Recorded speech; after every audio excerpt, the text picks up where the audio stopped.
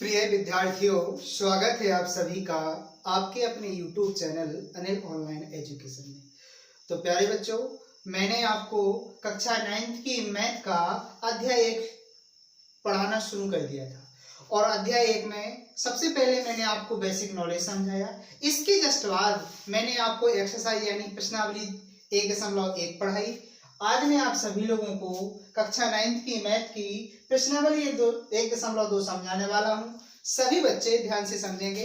और पहले मैं आपसे कहना चाहता कि कोरोना काल में बच्चों का सहारा सरस्वती कोचिंग सेंटर जतारा। अर्थात ये कहावत सत्य होती है, क्योंकि आज मैं आप सभी को, मैं कुछ निजी वर्क से बिजी था, अभी कुछ दिन आप लोगों को वीडियो नहीं दे पाया, लेकिन प्यारे बच्चों आज मुझे फुर्सत मिली और समय रात 9 बजे, आज 29 तारीख यानी 29 जुलाई है, मैं आपके लिए वीडियो बना रहा हूं। तो प्यारे बच्चों, मैं जब इतनी मेहनत आपके लिए कर रहा हूं तो आप लोग जरूर वीडियो को पूरा देखें और घर बैठे ज्ञान लें। प्यारे बच्चों, तो मैं आपसे कहना चाहता हूं कि कक्षा 9th की मैथ का जो एनसीईआरटी मैथ आई उसमें हम लगातार लगभग अभी 100 में 100 नंबर नहीं हुए, 10 में तो हो चुके 100 में 100 नंबर इस साल, लेकिन 99 नंबर 98 नंबर ये टॉपर नंबर रहे हमारी 9th की मैथ की। तो इस बार हम आशा करेंगे कि आप लोग ऑनलाइन क्लास लेते हुए भी 100 में 100 अंक हमें प्रदान करेंगे। तो प्यारे बच्चों शुरू करते हैं। इस बार 9th में 100 में 100 का लक्ष्य आप लोग हमें देंगे। 99 अंक का लक्ष्य पूरा हो चुका है। इस बार 10वीं में 100 में 100 बच्चों के नंबर आए हुए हैं। तो प्यारे बच्चों, मैं आशा करता हूं आपसे आप इतनी मेहनत करेंगे कि 100 में 100 का लक्ष्य लेकर चलेंगे और मुझे बताना आप लोग कि किस प्रकार से 100 में 100 अंक लाए जा सकते हैं, इसके बारे में मुझे बताना आप लोग। तो मैं आपको पूरा एक अलग से वीडियो बनाऊंगा कि आप लोग मैथ में कैसे 100 में 100 नंबर ला सकते हैं। इसलिए कमेंट बॉक्स में हमें लिख के बताना कि सर 100 में 100 नंबर कैसे लाएं। इसके लिए मैं आपको अलग से टिप्स देता रहूंगा फिलहाल। तो प्यारे बच्चों, शुरू करते हैं अपनी प्रश्नावली 1.2। आप पूरा वीडियो देखें, 100% आपको श्योरली समझ में आएगा, कोई चिंता का विषय नहीं। चलिए शुरू करते हैं। पहला प्रश्न अपना है सत्य असत्य। गणित आप लोग निकाल के बैठना है कक्षा 9 की, और उसमें लिखा हुआ है कक्षा 9 की गणित में प्यारे बच्चों 1.2 में नीचे दिए गए कथन सत्य हैं या असत्य हैं, कारण के साथ अपने उत्तर दीजिए। तो प्यारे बच्चों, मैं आपको बता रहा, आपको ये बताना इसमें 3 है, फर्स्ट सेकंड थर्ड, इसमें बताना है सत्य है असत्य, फिर कारण ही बताना कि क्यों ये सत्य है और क्यों असत्य है। तो देखिए पहला हम पढ़ते हैं, प्रत्येक परिमेय संख्या एक वास्तविक संख्या होती है। अब हमें यही पता नहीं परिमेय क्या होती है, हमें यही पता नहीं वास्तविक क्या होती है, तो हम कैसे सत्य कर पाएंगे। इसलिए पहला वीडियो मैंने नंबर सिस्टम यानी संख्या पद्धति का, मैंने संख्याओं के आधार पर 6 प्रकार की संख्या समझाई थी। अगर आप पहली वाली वीडियो को देख रहे हैं तो ध्यान रखो, पहले वो वीडियो देखो आप लोग, संख्या वाला बेसिक नॉलेज, तो आप लोगों को पूरा ध्यान से समझ में आ जाए। तो सबसे पहले परिमेय संख्या का को जिन्हें हम p/q के रूप में लिख सकें, अपरिमेय का को जिन्हें हम p/q के रूप में न लिख सकें, और वास्तविक संख्या का को परिमेय और अपरिमेय संख्याओं के समूह वास्तविक संख्या का। तो जितनी परिमेय संख्याएं हैं, परिमेय संख्या एक वास्तविक संख्या होती है, क्योंकि वास्तविक संख्या में तो परिमेय अपरिमेय दोनों होती हैं, ये तो बड़ी है। तो ध्यान रखना, अपन लिखेंगे सत्य। सबसे पहले उत्तर में लिख देंगे अपन, इसमें लिख देंगे अपन सबसे पहले सत्य। अब इसका कारण सुनो आप लोग, कारण अपन लिखेंगे इसमें, ये तो सत्य हो गया अपना। कारण अपन लिखेंगे प्रत्येक परिमेय संख्या एक वास्तविक संख्या होती है, अपन लिखेंगे क्योंकि प्रत्येक परिमेय संख्या एक वास्तविक संख्या, अपन लिखेंगे क्योंकि सत्य, फिर लिखेंगे क्योंकि वास्तविक संख्याओं में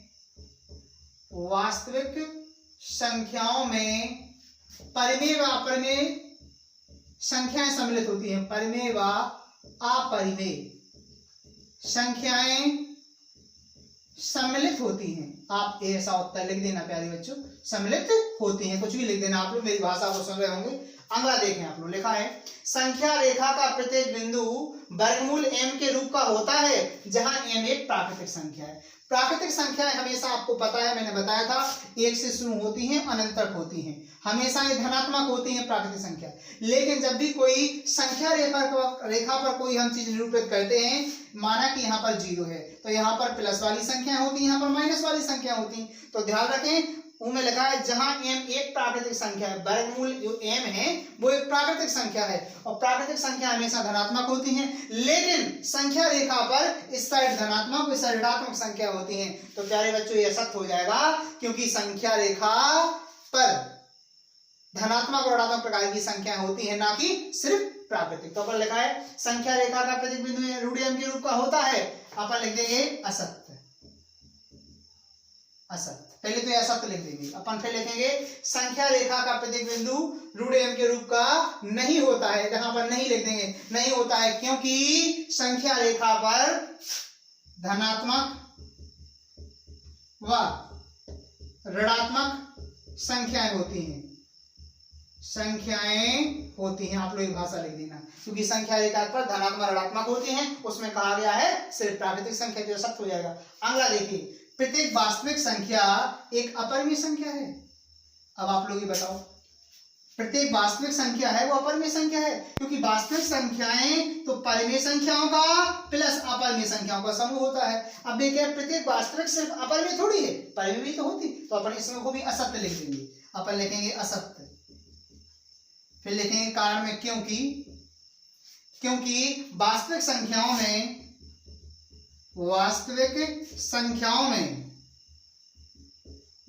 में परिमेय व अपरिमेय संख्याएं सम्मिलित होती हैं। तो प्यारे बच्चों ये भाषा में सही से नहीं लिख रहा, आप लोग इस प्रकार से जो मैंने भाषा बताई इसको आप लोग समझ सकते हैं। तो चलिए हमारा पहला सवाल, पहले की जो सत्य असत्य हैं, पेपर में तो डायरेक्टली सत्य असत्य पूछेंगे, वो अपन से कारण पूछा जाएगा तो कारण अपन को पता चल गया, ठीक है ना। मैं तो सत्य असत्य है, कौन सा सत्य को, तो शुरू का असत्य और लास्ट के दोनों असत्य है। चलिए दूसरा प्रश्न समझते हैं अपन प्रश्नावली का। दूसरा प्रश्न ध्यान से समझेंगे सभी लोग और इम्पोर्टेंट क्वेश्चन है। लिखा है सवाल, गणित से अपन लोग पढ़ लेंगे प्रश्न नंबर दूसरे को। प्रश्न नंबर दूसरा क्या लिखा है इसके बारे में अपन पूरा ध्यान से समझेंगे। प्रश्न दूसरा लिखा है, क्या सभी धनात्मक पूर्णांकों के वर्गमूल अपरिमेय होते हैं? यदि नहीं तो एक ऐसी संख्या के वर्गमूल का उदाहरण दीजिए जो एक परिमेय संख्या है। तो क्या सभी धनात्मक पूर्णांकों के वर्गमूल अपरिमेय होते हैं? जितने भी जो धनात्मक पूर्णांक है, सवाल कह रहा कि जितने भी धनात्मक पूर्णांक हैं उनके अपन वर्गमूल करो तो वे अपरिमेय है, करें अपरिमेय होते हैं धनात्मक। और अगर अपरिमेय नहीं होते हैं तो ऐसे उदाहरण दो जो परिमेय हो। सवाल कह रहा अपन से, आप लोग गणित लेकर बैठे, उसमें लिखा सवाल पढ़ा लिखा है अपना, ऐसे धनात्मक पूर्णांकों के वर्गमूल अपरिमेय होते हैं क्या?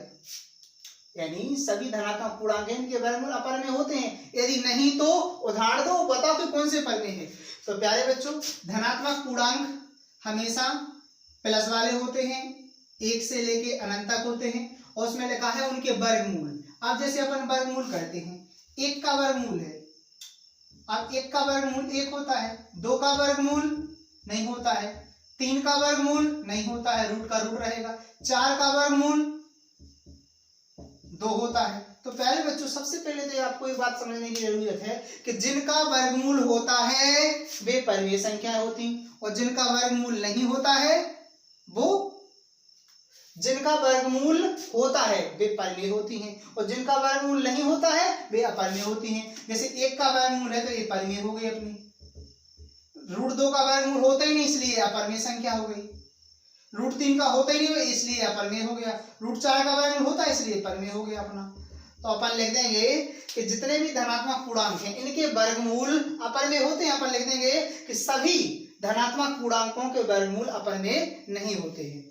जैसे रूट चार का वर्गमूल दो होता है, यह एक परिमेय संख्या है। तो अपन ऐसी पूरी भाषा शायद लिख देंगे, अपन पूरी भाषा गणित से टीप देंगे, हम यहाँ पर लिख रहे हैं भाषा, वैसे आप लोग उत्तर में लिखेंगे। क्या सभी धनात्मक पूर्णांकों के अपरिमेय होते हैं? अपन लिखेंगे नहीं, उत्तर लिख रहे हैं इसका नहीं, सभी धनात्मक पूर्णांकों के वर्गमूल अपरिमेय नहीं होते हैं, नहीं होते हैं। सभी धनात्मक पूर्णांकों के परिमेय नहीं होते हैं। फिर लिखेंगे अपन उदाहरण, उदाहरण √1, √4 और √9। √1 का वर्गमूल 1 होता है, √4 का 2 होता है और √9 का वर्गमूल 3 होता है। ठीक है ना। तो अपन लिखेंगे, इसमें लिखेंगे उदाहरण में √1, √4 और √9 अपन लिख देंगे इसके कोष्टक में परिमेय। ये सब पर कैसी संख्या है, परिमेय। एक उदाहरण पूछा था अपन से, अपन ने 2-3 दे दिए, ये सब परिमेय है। अपरिमेय कौन होता है, जैसे √7 है, इसका वर्गमूल होता है तो यह परिमेय होता है। तो उससे पूछा गया कि सभी धनात्मक पूर्णांकों के अपरिमेय नहीं होते हैं। क्यों नहीं होते हैं, इसलिए नहीं होते हैं क्योंकि ये परिमेय है। क्योंकि 4 का वर्गमूल 2, 9 का वर्गमूल 3, 16 का वर्गमूल 4, तो ये धनात्मक पूर्णांकों के वर्गमूल। अब अगला जो प्रश्न हम बताने जा रहे हैं, इसको आप लोग उत्तर में इसी प्रकार से लिख सकते हैं प्यारे बच्चे। अब अगला सवाल जो हम बताने जा रहे हैं वो सवाल कठिन भी है और सरल भी है। यदि हम अच्छे से समझेंगे, और जब पेपर कठिन बनता है तो ऐसे सवाल पूछ लिए जाते हैं। चलिए प्रश्न नंबर अपना तीसरा, ये परीक्षा की दृष्टि से मोस्ट भी है और थोड़ा कठिन भी है। जब कठिन पेपर बनता है तो ऐसे सवाल आपके पेपर में आएंगे, और उदाहरण वाले भी सवाल कुछ हैं, आप लोगों को लगाने का प्रयास करना। लिखा है, दिखाइए कि संख्या रेखा पर √5 को किस प्रकार निरूपित किया जा सकता है। अपन को सिद्ध करना है। उसमें लिखा है सवाल, दिखाइए कि √5 को संख्या रेखा पर कैसे निरूपित किया जा सकता है। तो प्यारे बच्चों, मैं पूरा प्रश्न आपको बताने जा रहा हूं। √5 को अपन को संख्या रेखा पर निरूपित करना है, और संख्या रेखा पर निरूपित करने के लिए हम आपको एक टेबल बताएंगे, फिर आपको पूरा सवाल समझाएंगे। तो प्यारे विद्यार्थियों, सवाल मुश्त है, और √5 को कैसे संख्या रेखा पर निरूपित करते हैं हम उसको ध्यान से समझने का प्रयास करना आप लोग। अपन को पता है कि 4 का वर्गमूल 2 होता है, तो 5 का 2 पॉइंट कुछ होगा, 2 से बड़ा ही होगा ना। तो सबसे पहले संख्या रेखा हम माना कि ये बनाते हैं यहाँ पर इस प्रकार से। ये अपनी संख्या रेखा हो गई, ये अपनी संख्या रेखा हो गई। यहाँ पर संख्या रेखा में बीचों बीच अपन 0 ले लेंगे, ठीक है ना। और इसके जस्ट बाद इसको अपन O मान लेते हैं। चलो O मान लेते हैं। यहाँ पर अपन 1, यहाँ पर अपन 2, यहाँ पर आप लोग फिर से आप 1-1 सेंटीमीटर के अंतर के लेके यहाँ पर ये प्लस की, इस साइड प्लस की संख्या होती है, इस साइड -1, -2, यहाँ हो गया अपना -3। ये अपनी संख्या रेखा बन गई। 1-1 सेंटीमीटर की आप लोग अंतर ले लेना। अब अपन क्या काम करेंगे कि 1 सेंटीमीटर का यहाँ से यहाँ तक अंतर लेकर के एक, और इतनी रेखा एक ऊपर भी खींच लेंगे 1 सेंटीमीटर की यहाँ तक। तो प्यारे बच्चों, मैं थोड़ा बड़ा चित्र बना रहा, थोड़ा इसको अच्छे से समझ में आ जाएगा, इसलिए थोड़ी बड़ी संख्या रेखा बना रहा मैं आपको। यहाँ पर ऐसे बना दे रहा, थोड़ा और लंबा, इस प्रकार से। यहाँ पर अपना O हो गया, यहाँ पर 1, यहाँ पर 2, यहाँ पर 3, यहाँ पर -1, यहाँ पर -2, यहाँ पर -3। अब प्यारे बच्चों, सबसे पहले तो अपन को अगर पूरा सवाल समझना है ध्यान से, तो संख्या रेखा बनाना आपको। इस साइड प्लस की संख्या होती, इस साइड माइनस की संख्या होती। और हमने 3 तक इसलिए लिया क्योंकि √5 का वर्गमूल 2 और 3 के बीच में होगा, क्योंकि 4 का 2 होता है तो 5 का उससे बड़ा होना चाहिए ना। चलिए अब अपन क्या काम करते हैं कि 1 सेंटीमीटर का अलग से यहाँ पर एक रेखा खींच लेते हैं अलग से, और इसको अपन मिला देते हैं इस प्रकार से। प्यारे बच्चों, 1 सेंटीमीटर का अंतर A था, यहाँ पर अपन नाम दे देते हैं A, यहाँ पर दे देते हैं अपन B।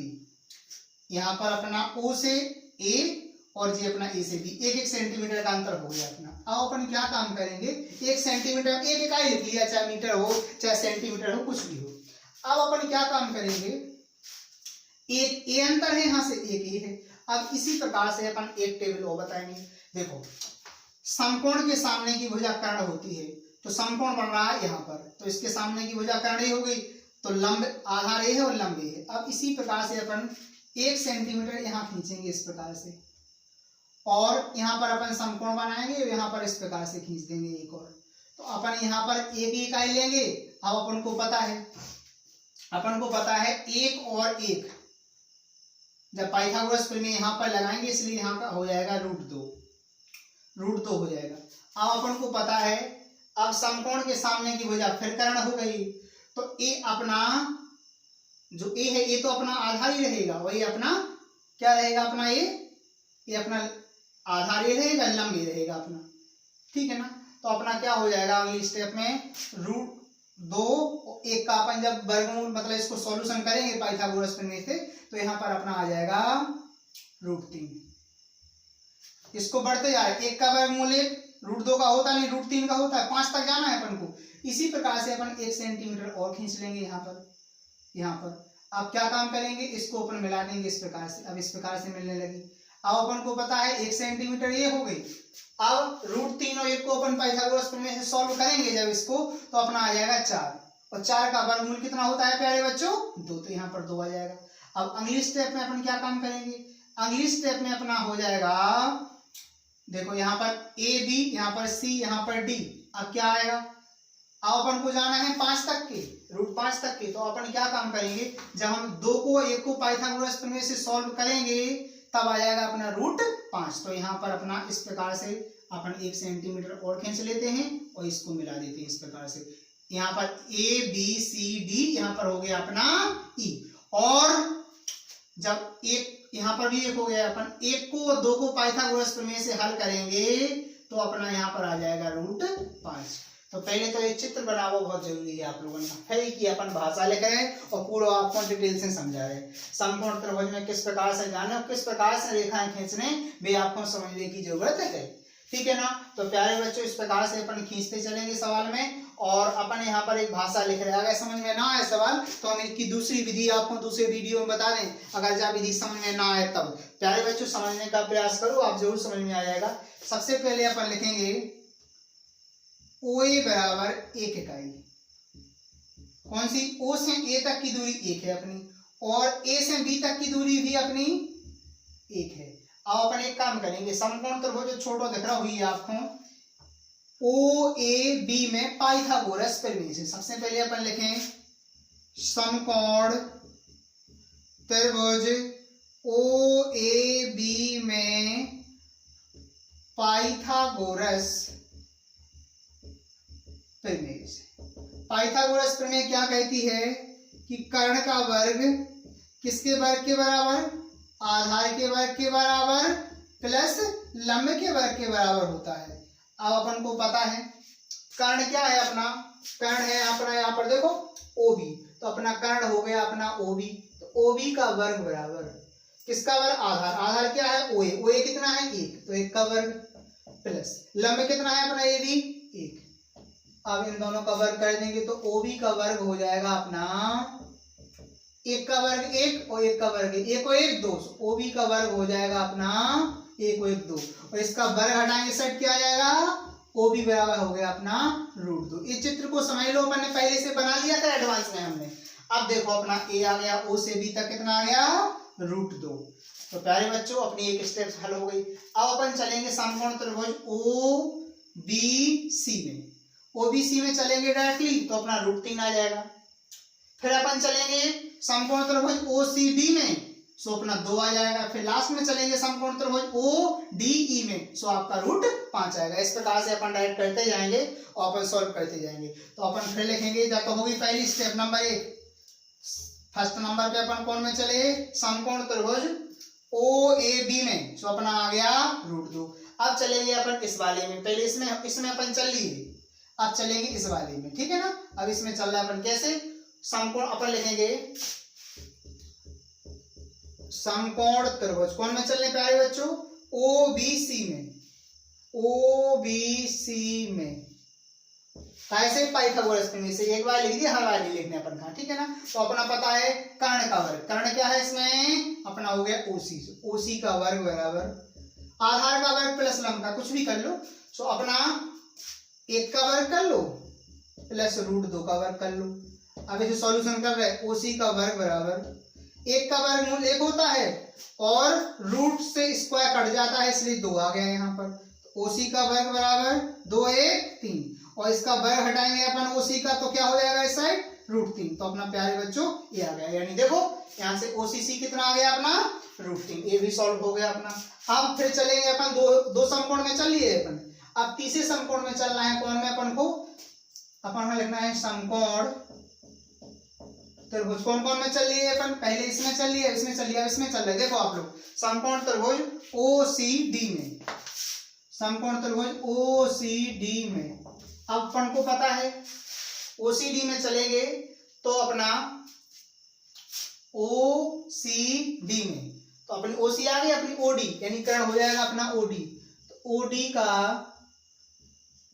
OD का वर्ग बराबर आधार का वर्ग प्लस लंब का वर्ग, कुछ भी कर लो, वो तो ऊपर वाला तो एक ही है, तो 1 का वर्ग और प्लस √3 का वर्ग। अब प्यारे बच्चों करें अपन, OD का वर्ग क्या आ जाएगा अपना, 1 का वर्ग 1 होता है, √3 का होता है 3, क्योंकि वर्ग से वर्ग कट जाता। तो OD बराबर कितना आ गया, OD का वर्ग बराबर 1 और 3 4, और इसका वर्ग हटाएंगे साइड वर्गमूल आ जाएगा। तो क्या हो जाएगा, OD बराबर √4, और 4 का वर्गमूल कितना होता है प्यारे बच्चों 2, तो अपना जी 2 आ गया। यानी देखो यहाँ से OD अपना 2 निकल के आ गया। फिर अपन क्या लिखेंगे यहाँ पर, फिर तीसरे नंबर पे लिखेंगे, सॉरी चौथे नंबर पे, चौथे नंबर पे चल रहा है, यहाँ पे हम मिटा रहे बेटा, यहाँ पर हम मिटाने जा रहे, ध्यान से आपको समझने की जरूरत है। फिर अपन लिखेंगे चौथे नंबर पर समकोण त्रिभुज कौन में चल रहे हैं अपन, हाँ ODE में, ODE में, तो कर्ण क्या है अपना OE, OE बराबर, अब कुछ भी कर लो अपन, 1 का वर्ग प्लस 2 का वर्ग, क्योंकि आधार का वर्ग प्लस लंब का वर्ग कर्ण के वर्ग के बराबर। तो OE का वर्ग क्या हो जाएगा अपना, 1 का वर्ग 1 और 2 का वर्ग 2 दूनी 4। अब OE का वर्ग बराबर हो जाएगा 4 1 5। अब इसका हम वर्ग हटाएंगे OE का, तो इस साइड क्या आ जाएगा, OE बराबर आ गया अपना √5, अपन को यही चाहना था, तो ये तो अपना संख्या रेखा पर निकल के आ गया √5, OE बराबर √5 आ गया अपन। अब आप अपन को क्या काम लिखना है, क्या भाषा लिखना है इसमें, अपन को एक भाषा लिखना है इसमें, इस भाषा ही का महत्व है बेटा, भाषा हम पूरी लिख के बता रहे हैं। इस वीडियो को आपको 2 से 3 बार देखने आए जब पूरा समझ में आ पाए, और अगर समझ में ना आए तो कमेंट बॉक्स रख नीचे कि सर तीसरा वाला सवाल हमें समझ में नहीं आया, आप दोबारा समझाएं, तो हो सके हम आपका दूसरी विधि लेके आए और आप लोगों का पूरा सवाल समझाएं। अब अपन को क्या काम करना है, OE त्रिज्या लेकर, OE त्रिज्या लेकर चाप लगाया। कौन सा, आप लोग प्रकार लेना, प्रकार में पेंसिल यहाँ पर रखना और वो पेंसिल यहाँ तक नाप लेना, आप लोग यहाँ से यहाँ तक, यहाँ पर OE चाप लेकर के आप इस संख्या रेखा पर इस प्रकार से आपकी फिट से इस प्रकार से रेखा आ जाएगी, क्योंकि 2 से बड़ी आएगी, वो ध्यान रखना, इस प्रकार से आपकी रेखा आ जाएगी। तो यहाँ पर कर देना आप E डैश, यहाँ पर अपना E और E डैश हो गया अपना। तो अपना यहाँ पर जो है वो अपना √5 से धो के आ गया, ठीक है ना, क्योंकि √5 प्लस में था इसलिए प्लस साइड करना है, अगर माइनस में होता तो इस साइड आता अपना। तो प्यारे बच्चों यहाँ से OE त्रिज्या लेकर चाप लगाया, कौन सा चाप लगाया, E डैश, OE त्रिज्या लेकर चाप लगाया, जहां हमें संख्या रेखा पर √5 प्राप्त हुआ। आप इस प्रकार से भाषा लिख देना, ये लंबी विधि हो गई थोड़ी। उदाहरण में आपके सवाल दिए गए, √3 वाला दिया है और √2 वाला दिया है, तो प्यारे बच्चों के तो थोड़ी सॉल्व होने। देखो जो √2 वाला सवाल है उनमें चित्र बनने केवल इतना ही, देखो √2 वाले में चित्र बनने सिर्फ जो ही वालों थोड़ा सॉल्व होने, √3 वाले में केवल इधर तक सॉल्व होने, ये 2 चित्र बनने केवल, ये √5 वाले में इतने चित्र बने, देखो 1 2 3 4, और √2 वाले में सिर्फ पहले ही चित्र बने, उदाहरण में तो वो सवाल इसी प्रकार से करने आप लोगों ने, और √3 वाले सवाल में केवल 1 और 2 चित्र बनने। तो प्यारे बच्चों आप लोग उदाहरण वाले सवाल लगाना, इस सवाल को देखकर अगर नहीं बनेंगे तो हम एक वीडियो अलग से बनाएंगे, उदाहरण के सवाल भी समझाएंगे और साथ में अगर ये समझ में नहीं आया हुआ तो आपको फिर से हम दोबारा ये सवाल बताएंगे। तो मैं आशा करता हूँ आप लोगों को वीडियो पसंद आया होगा, और यदि वीडियो पसंद आया है तो उसे लाइक करो, अपने दोस्तों को शेयर करो, और यदि आप लोग हमसे पहली बार जुड़े तो चैनल को जरूर सब्सक्राइब करो, और जिससे हमारा मनोबल बढ़ेगा, हम सरल भाषा में आप लोगों के लिए वीडियो लेकर आएंगे। थैंक यू, धन्यवाद। फिर मिलते हैं अगले वीडियो में 1.3 के साथ। Thank you.